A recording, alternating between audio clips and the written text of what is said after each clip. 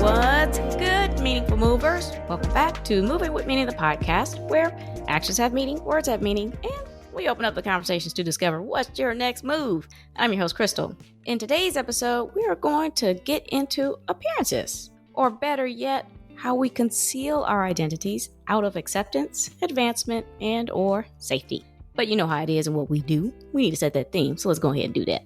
The word of the day is disguise.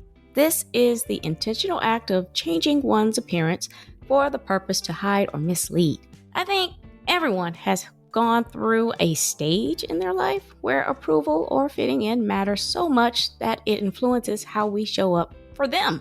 The question is, how far are you willing to go?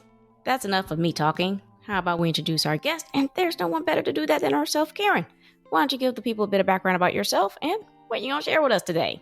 All right. Well, good morning, Krystal, and good morning, everyone who's listening. My name is Karen Anne Coccioli. I'm an author and living an amazing life because I get to do my passion every single day of my life, which is writing. It's been a tumultuous ride and a tumultuous journey. Like Krystal said, it's, oh my goodness, I hid for so many years, people, so many years. I actually identify currently, I say currently because I had for so long, I identify as an androgynous queer woman and I write queer literature. And I tell you what Krystal says, I mean, it really means a lot because I think so many of us, we're not even always aware that we are constructing for other people and for society and to get a job and to, maybe get the perfect mate you're wanting to find.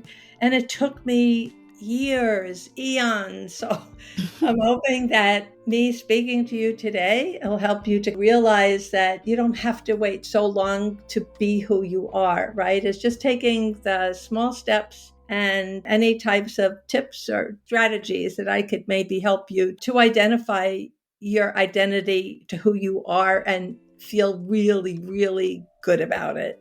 Absolutely. I love that whole intro that you just did there. So I first met Karen and I was like, tell me a little bit about yourself. And the first thing she said, well, I'm an androgynous queer author. So she went on through this list and I just stopped at androgynous queer author. And when she finished, I said, why did you feel you needed to tell me that? Is that something important to you? You said, yes, it is. And I said, well, why? Tell me what happened. And so she gave you just a good summary right there. So tell us a little bit about that. Share with the people what you share with me just a little bit. So you said it took many years for you to live your truth. What does that mean? What happened? So number one, I do feel it's important to mention is because I'm proud of it. Mm-hmm. Right. And I wasn't always able to say it openly. Right. Mm-hmm. I knew I was queer from when I was, in middle grade school. So, in high school and had crushes on other girls. And because of a very traumatic childhood and that involved sexual abuse and some really horrific things, it kind of hardwired my brain. And I know I'm not the only woman out there or man who has gone through trauma. So it takes a lot. So I think when you're hiding for so many years and then you're able to say it, it's like you want to shout it from the rooftops, mm-hmm. right? Because I want to make other people feel comfortable, right? So that's what my writing is all about. My writing, whether I'm writing my erotica, my gay erotica, or I'm writing my more academic fiction novels, there is that message in order to say, yes, be proud of who you are. Yeah. Let me put it this way, because for anyone out there who's anywhere near my age, I mean, Krystal, I'm like eons, you could be my daughter. But so I just had a 75th birthday last Friday. And I'm still like, my mind is still going like I'm 30 years old. I've got dreams, I've got goals, I've got ambitions, which is another thing I would want to stress for all you women out there who are listening and who are thinking like you're over the hill. No, you're not. Mm-hmm. Mm-hmm. So that's one thing. And I apologize for scattering my information, but as I think of something, I want to make sure I say it. Of course. And I was talking to a good friend just yesterday, and I was mentioning that I was coming on the show, and she said something about, well, like you're something about when I was 73. And I said, no, I'm 75, that. And she goes, yeah, but really it's only been 2 years since you actually, I've been, I've worn my shaved head, I've been out, but only 2 years when you can write and post and really be 100% who you are. Now, it's a frightening thing to think about, right? It took all these years. But like I said, just getting through trauma, I had, I went through really, really dark, very, very dark times in my life where I just didn't want to wake up the next morning. And it's not a fun place to be. So when I think of then and where I am today, okay, it may take me this many years, but I still have my dreams. For sure. That's what keeps people, I think, younger and interesting and authentic of who they are. Yeah, very vibrant and unapologetically. So I love this. This is great. I think you mentioned some statistics like 310, and we're going to go right off of this because I have something else that I want to get right into. 310 women of 1,000 report being abused. Yes. So I'm saying that because I've told my husband this before. 9 times out of 10, you're talking to someone who's been abused, whether they're male or female. Yes. I know because I'm one, right? You know because you're one, and then these statistics are saying that. And so we try to hide that. And the only way we know how to hide that is to become what people want us to be. Because if we are there, they won't ask any questions. Exactly. And I won't have to answer. Is that right? Exactly. You want to hide. You want to go underneath the covers. Yes. You want to don't shine any lights on me because I'm good. And we talked about this the last time we spoke, Krystal. The thing is that people, women especially, are afraid. They don't want to because people don't believe them. Yes. Which is what happened to me. And I'm not only talking about general public, I'm talking about family members. I'm talking about health professionals, who still want to talk about it being gay, like you have a choice, and also having to hide the story because, of the repercussions. Yeah. That are going to happen. And that's why I think it's so important for you, for me, for people who have been through and have the confidence to get on and say, yeah, I'm one of you guys, but hey, look at me now. Yeah. In that time frame between, let's just say, 10 to 70 or 65 or what have you, you got married and you had 2 beautiful boys. I got married twice to abusive men. Oh, I didn't know that. I do have 2 beautiful boys. Because I was abused by my father, I didn't know any other way to live, right? If I didn't do what he told me to do, and the abuse went on for years. Yeah. So you're afraid, right? So he said, you marry this person and you marry them. So I did. And it took me to get away from the fear of if I tried to leave, right? Yeah. So instead, I went down the road of having an eating disorder. I'm 5'6", and I was at one point weighed 99 pounds. Wow. I know. So when I went I had to be put into a clinic, and that was my way of trying to kill myself. Yeah. And I did try to commit suicide other ways. So, it took very slow increments. I was very fortunate because somewhere inside of me, there was always, always, always this little light. And that's the only way I can explain it, whether it's God or source or whoever you believe in and as a higher entity. But there was something that kept on just telling me, okay, no, you're not going anywhere yet. Yeah. Right? You're going to stay on this earth because you went through all this to help other people. Yeah. That's how I look at it. Oh, you leading me right into the inspiration. So you're so good at this. You were inspired by Maya Angelou's quote. You want to tell me which one that is? Oh my goodness. I told you a second. It was the one about the caged bird. There's no greater agony than burying. Than not telling your story. Yeah. Yes. And it is. And it literally ate me physically alive to be at 99 pounds. Yeah. I lost my hair. I was I mean, it was just, it was just terrible. I think back of what I looked like, and I was 10 months in a clinic. I mean, a mental clinic. Wow. Yeah, I was 4 months in clinic being intravenously fed with tubes, and it is not a fun thing. Then I stayed at the clinic as an outpatient, but it was hard because the clinic, and this was 1995, 1996, the clinic, they wanted me to be free of my gaydom. They said, "You're not gay." What? Yeah. Oh, yeah. These are professionals. These are psychiatrists. And I won't say the clinic I was in, but it was renowned supposedly for addictions and eating disorder being an addiction. And my ex-husband was wealthy enough to put me in against my will, but I had to go because I was suicidal. And yes, and they didn't believe that my father raped me. So my story was rejected, denied, dismissed. Oh. And then until finally I went with the game and said, okay, right, I'm not gay. And no, just to get out. My father didn't do that to me. It's all fake. 1995 and 1996 is not that long. I mean, I was in my 40s, but I mean, so you're talking about 30 years ago, but still. That's not that long ago. No, you would think that medical professionals would not be doing that, but they were talking about conversion therapy. And I heard that and I said, okay, no. I did get out, but out of the 13 people that were in my ward, I don't know this for a fact. I only know 2 of them who didn't make it. But I believe that if maybe one other beside me made it, it was a lot because it's just scary. Oh my gosh. Yeah, no, there was that something in me that kept on saying, you're doing this for a reason. This is like somehow this is going to turn into your life's purpose. Yeah. That's exactly what's happened. Yeah. And so from this, you got inspired. You wrote a memoir called Paradise.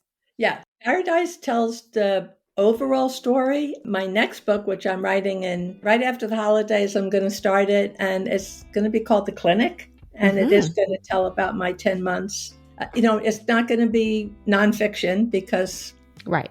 Yeah. Yeah.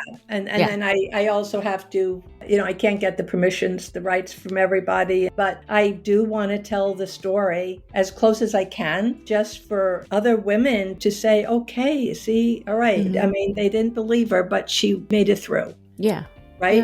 And I want to show yet because I believe, and I haven't done the research yet, but I do believe that the mental health world isn't still up to par where it should be when it comes to women's abuse or, symptoms that they've been abused and they put it off to something else. Yeah. We definitely have work to do, for sure. I can tell you we're a lot further along than where we were when I was growing up. And obviously, and that's like in the 80s. I think what it's going to take, it's many like you. It's going to be a lot of entrepreneurs. Yeah. Getting certified, getting the health, and providing that service. Because if we wait for it to come through the medical world and through all the red tape, it will be here for a while. I agree with you. And like I said, the mental health to me is one of the most important things that makes a person go on and be happy and be themselves, right? Because that's where your confidence comes from in a way, right? Yeah. And your mental health has to be strong. I talked to someone just the other day who I've known for years, but I didn't realize how he thought. And he was talking about someone he knew who came out, an older person too. And he said, Karen, he goes, I don't understand. So like, he still doesn't realize I'm gay for some strange reason. And it's just like, a friend I've known for you, but he said, I don't, what do you think? What's wrong with people who are gay? I mean, like, there's got to be something wrong with them, right? And it's I'm thinking, oh my goodness. Oh my goodness. And I kept my mouth shut because it was just someone that I didn't want to get into it with. Yeah, of course. Right. Again, people, know your battles, all right? Mm-hmm. Don't just get taken in by everything you hear, because sometimes you just have to take the high road. Yeah. If it doesn't mean, if it's not going to mean anything. But yeah, an intelligent person who's got degrees and smart and an engineer, but to still say that to me and not even to realize with my tattoos and my shaved head, and I have like queer tattoos on me that you can see. I don't hide them. Well, you know what they say, common sense ain't common. So Okay. Interesting. So, Lord. Okay. So you mentioned before strategies and some tips to help others free themselves and tell their story. So what are some of those tips? Okay, so the biggest tip I can give you, and I think one of the most important, is get rid of all the toxic people in your life. And it's not always easy, all right? And this couple of years ago, I made a really concerted effort to do that. And sometimes it's family members and sometimes it's close friends, but you don't want to have anyone in your life who's not going to be rooting for you and who's supportive and who doesn't question you and is not judgmental, because that constant negative energy, and sometimes it's passive aggressive, it sinks in, it stays with you, right? And it has you continually believe that you are not a good person or you're wrong in wanting everything you want. You can have everything you want in life. I believe it. I believe you can have abundance and love. And it's all about gratitude, which is my second biggest tip. Is every morning I get up, and I've been doing this now for almost 2 years. And every single morning I get up, and it's not a prayer even or a meditation, but it's like an affirmation. And I say, I commit to every single thing I do today, take 100% responsibility for all the results. So I'm not going to blame my editor. I'm not going to blame my sons, this one or that one. Or if you're working a job, I'm not going to blame my boss for what happens. I take full responsibility. And the second thing I do right after that is I give 5 gratitudes. But you want to feel them, okay? So it's like, I was grateful because I tend to suffer from headaches. So first thing this morning, no headache this morning. So, I'm grateful I have no headache. I'm grateful that for this wonderful breakfast that I cooked, and I went out to buy bagels. So I'm grateful for the bagels that I have. But gratitude is gratitude. And it's difficult I've learned over the years to have a lot of gratitude if you have a lot of toxic people in your life, because then you're getting more on their bar, right? On their negative, their vibes, and that's no good. So to me, that would be the 2 greatest strategies. And if you do want to come out, or whatever it is that you're trying to achieve, just try to find the people, even if it's a group, get on Facebook. I didn't have family. My family was very homophobic. I mean, my sister didn't talk to me for 12 years when I told her I was gay. So not everyone has that close-knit, supportive family, but then you find other people. For sure. Leaning into the family aspect, how much does support matter in this case, even if it's not from your own family? How much does it impact in living in hiding? 1,000%. I really think that having the support of someone. So just to give you an example, a few years ago, I joined something called a mastermind group. And so we're authors and coaches, and there's only 5 of us. We meet once a week. I didn't know these people. I had taken a workshop, and then I met them through a workshop. I'm the only queer one, by the way, so it's not like it's all queer. One of the gentlemen sent out an email, said, how about we meet weekly? Because we were all trying to support each other in our goals. So it's been a tremendous sense of gratification and feeling that every Wednesday I meet with this group, and we're really consistent with it.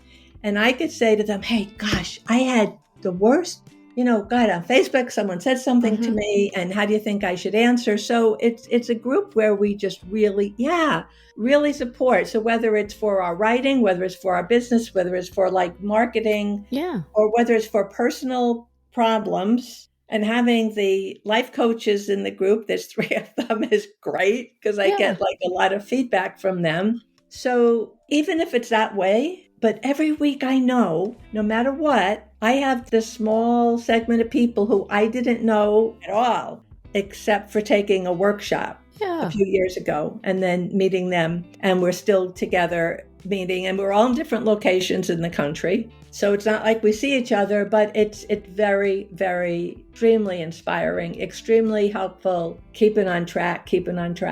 For sure.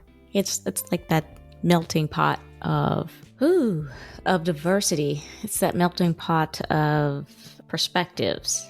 I think I always say this about circles, is that if you're not gaining anything from it, you're always the one giving, then you might need to switch up. But it sounds like you found your people.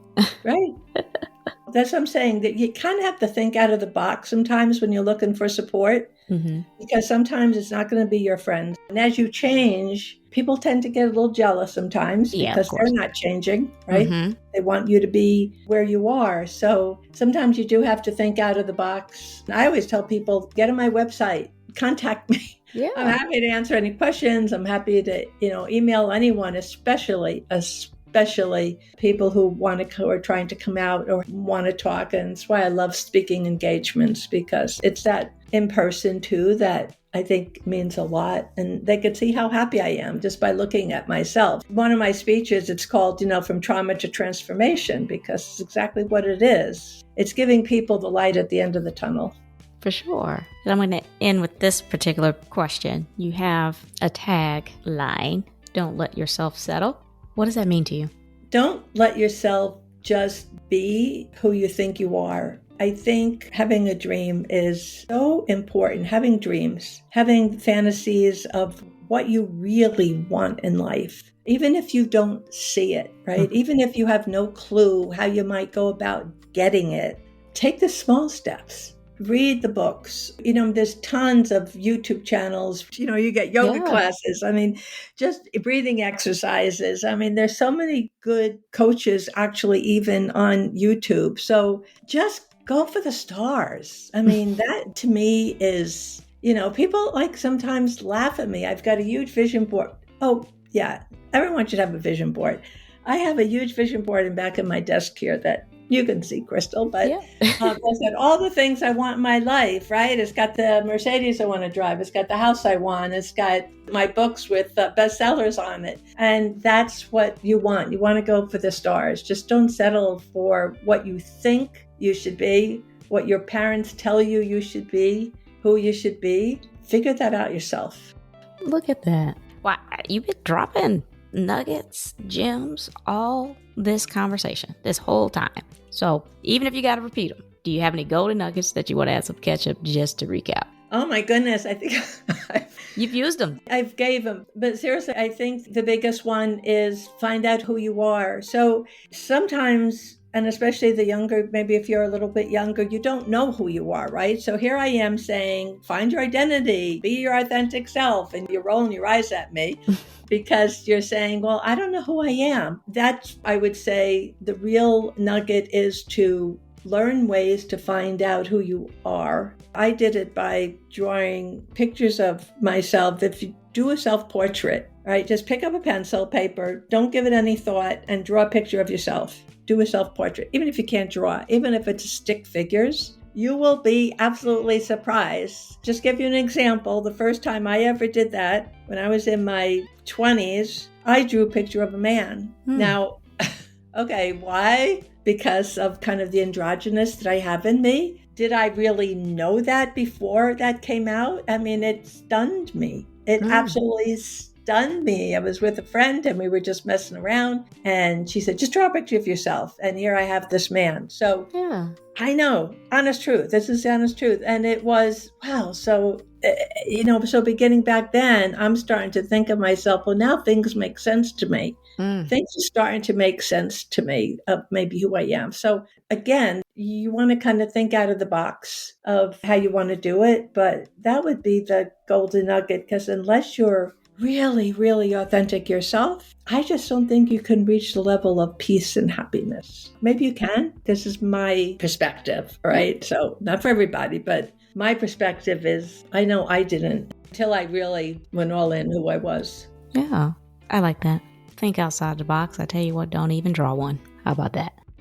That's the episode today. For some of us, living a double life is just another day.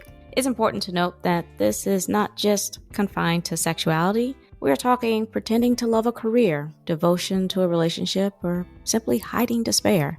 I can think of numerous occasions where I have donned a mask to hide my internal struggles and put on a false smile. A brave face for my children, my friends, my parents, my brother, my extended family, my husband, my coworkers, and the list just goes on.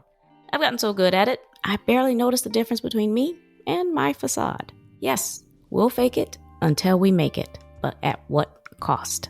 That's why I appreciate Karen for sharing her personal story and the importance of living truthfully and proudly. Also, bringing to light that we can't ignore the meaningfulness of support. Anyone who chooses to walk away from who you are, well, it's just a missed opportunity for growth for both of you. That's right. Even when living your truth and having a sound self-value, you are not above improving. Perhaps some of you have a similar story. What part of Karen's strategies and tips resonated with you the most? I love it all, and so will someone else. Before I let you go, Karen, why don't you go ahead and remind people who you are, where they can find your resources, or reach out to you. I am Karen Anne Coccioli. You can get on my website. I also write under author Annie Moon. So please get on my websites and see what I got going for you. Anyway, thanks very much, Krystal, and have a good day, everybody. For sure. I'll make sure to include all of Karen's resources and connections in the episode description, as well as on my website's resources page, movingwithmeaning.com. Make sure you guys subscribe to the show, Moving With Meaning, the podcast, and tap that alert bell so you know when these episodes drop. I am on Apple Podcasts, Amazon Music, Spotify, and YouTube Music. Please share, like, repost, and follow. Tag someone. We are creating a community. Quick housekeeping before you go. Follow me on Instagram at movingwithmeaning82 and on Pinterest at Arthur KB Clark. Also, connect with me on LinkedIn. I do dabble in TikTok at Krystal B. Clark. My Etsy store has some handy-dandy digital downloads. Lastly, run over to my YouTube channel and have a look or two. Links are in the episode. Alrighty, I'm Krystal on Moving With Meaning, the podcast, reminding you to take it one step at a time. All moves have meaning. Check y'all later.